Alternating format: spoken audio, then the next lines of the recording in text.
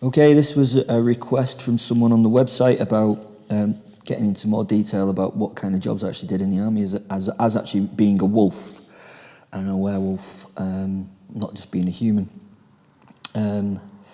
If you've not listened to the other interviews, then I suggest you go and listen to some of them. There's loads of them on the thing. I was captured by the army, and then I was made to work for the army. I didn't have very much choice.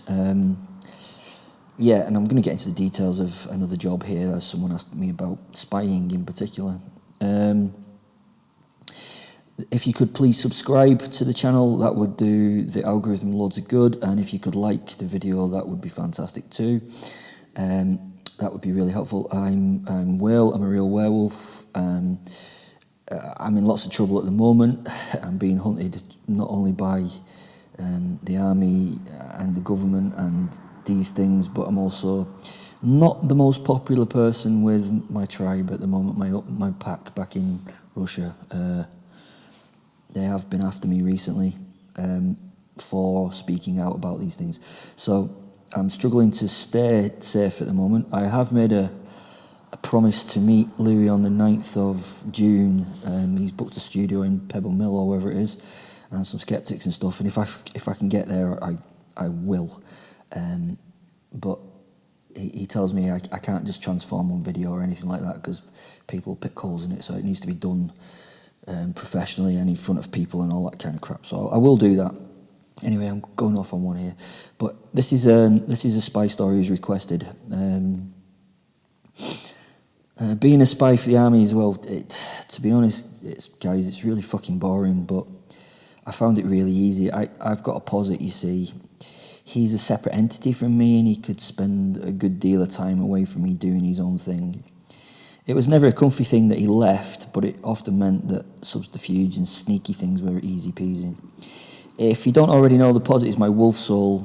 A few hundred years ago, a tribe of people and a pack of wolves made a deal through magic shit that they would combine to survive. There's actually an interview all about that,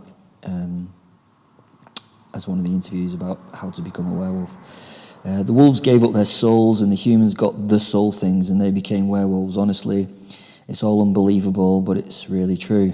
The posit's like a separate wolf form from me, and I can only see it. And he can talk to me using telepathy, and he's taught me loads of stuff from the past and how to be a werewolf and all that kind of stuff.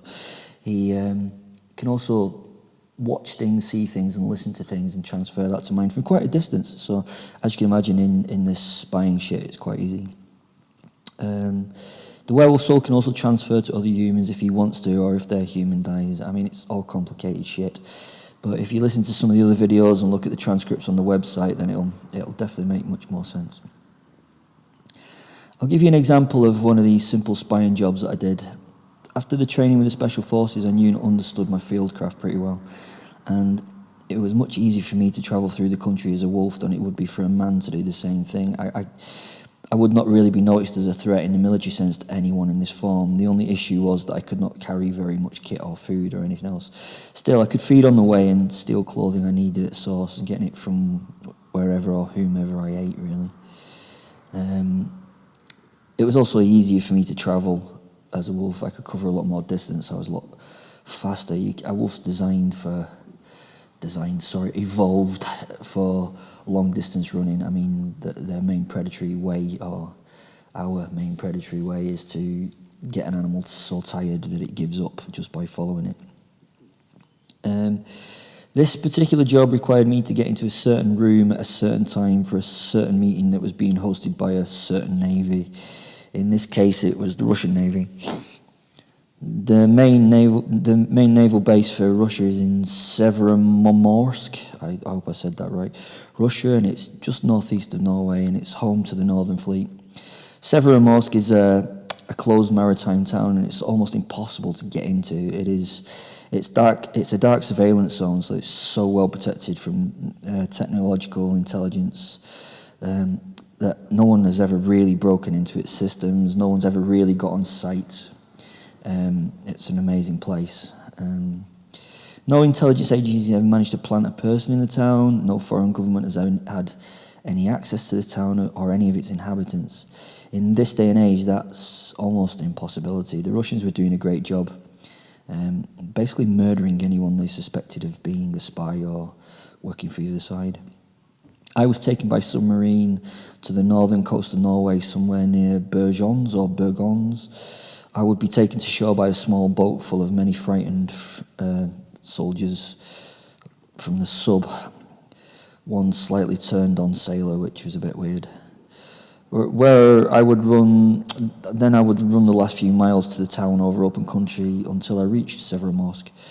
On reaching the town, I would change back to the man, and my posit would then be the invisible listening device in the meeting.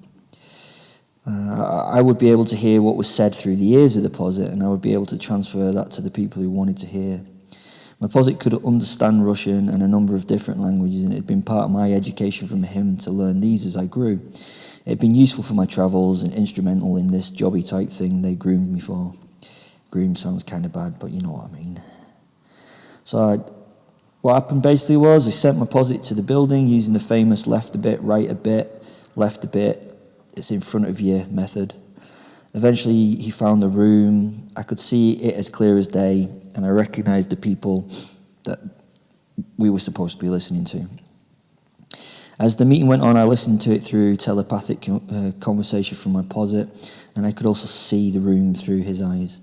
I brought in part of me running in. I had worn a collar, which is really fucking annoying, but I'd worn a collar, and on that we had a GPS and a satellite phone, so I could GPS the site where these people were meeting. I don't know how they knew that. I have no idea. I don't ask these things.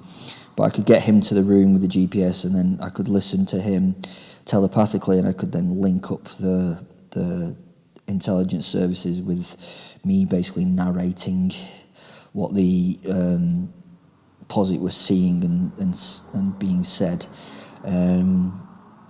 If you imagine it, it's really, really easy for us to be spies that way. We could just stick the posit in the room, see what the posit's seeing, and listen to what the posit's listening to. And this is where I'm not all bad, you know, for you humans. This little bit of espionage stopped a little war in a little country that would have cost the little lives of a lot of little people. I mean, it was a good job, you see. Sometimes I saved lives a little. I'm not just a bad boy, you can see, but can you see it's boring as fuck? There's no like murder or killing, just running and watching. Actually, I'm sorry, I've just wasted minutes of your life, but someone wanted me to talk about it on the website thingy, so I have done. Anyway, if that was a good story, it doesn't sound like a good story, but if it's a good story, please like and subscribe. Please go and look at the other videos. I want this information out there before I'm done, which is going to be pretty soon. Okay. Good luck, safe lives, and don't let the werewolf bite.